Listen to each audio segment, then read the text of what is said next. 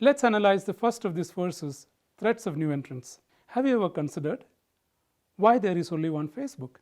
What prevents others from entering this industry? Is it scale requirements, capital requirements, or specialized technology, or something else that we have not yet thought of? You should be able to answer this question after we complete this analysis. Threats to entry are evaluated by looking at entry barriers. Entry barriers protect an industry from newcomers. We can visualize it as a large wall that protects the industry. How can we size up the threat of new entry? We ask a number of questions. For instance, are there economies of scale? Do costs go down as the scale of operations increase? And if economies of scale do exist, where does it come from? Are they supply side or demand side? On the supply side, fixed costs sometimes are spread over more units, which necessitates any potential new entrant to come in with a higher capacity or face cost disadvantages. You see that in production, marketing, research, distribution or logistics, etc. Economies of scale also could be from the demand side, as we would visualize in the telecom sector due to network effects.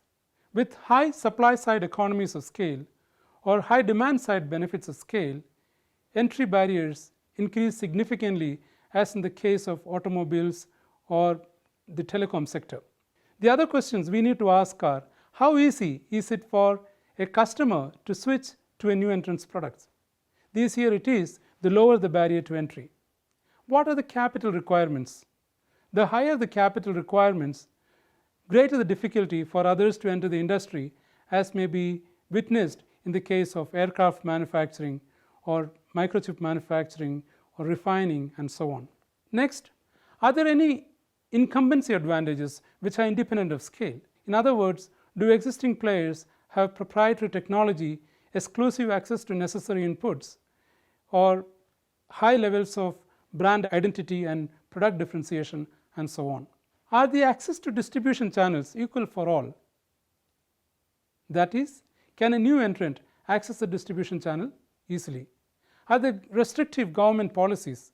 If government policies are restrictive, as in the case of defense and space and so on, you would find that barriers to entry are higher. And finally, what is the expected level of retaliation by incumbents? Higher the level of expected retaliation, higher would be the barriers to entry.